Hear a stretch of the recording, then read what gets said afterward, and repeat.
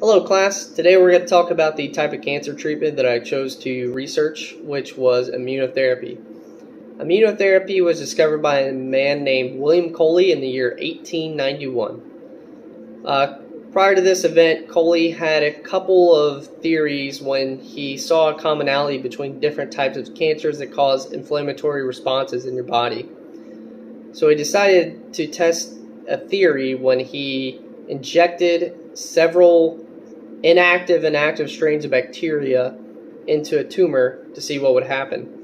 When he did so, he actually saw tumor regression that he believed was due to a response by the body's immune system. So, immunotherapy is when we utilize several strains of bacteria or viruses and use those bacteria and viruses to actually cause immune system responses that ultimately end up killing cancer cells. The specific type of immunotherapy I want to talk about is something called monoclonal antibodies. Monoclonal antibodies are specific immune system proteins that are created in a lab.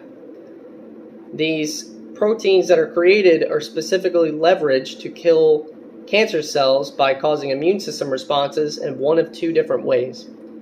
The first way is when the protein that's created is used to bind to cancer cells, effectively marking them.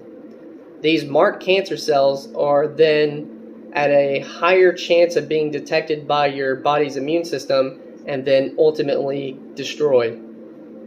The other way is when these antibodies take your body's defense force, your T cells, and move them closer to cancer cells.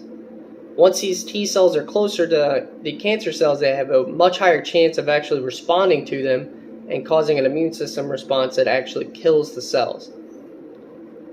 Monoclonal antibodies can be used to fight several different types of cancer.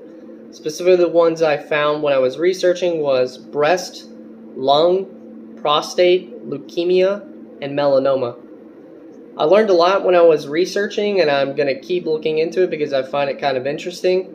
And the uses for monoclonal antibodies are just not limited to cancer. There's actually been some studies show they're even effective against COVID-19. I hope you like my presentation, and please leave your response below.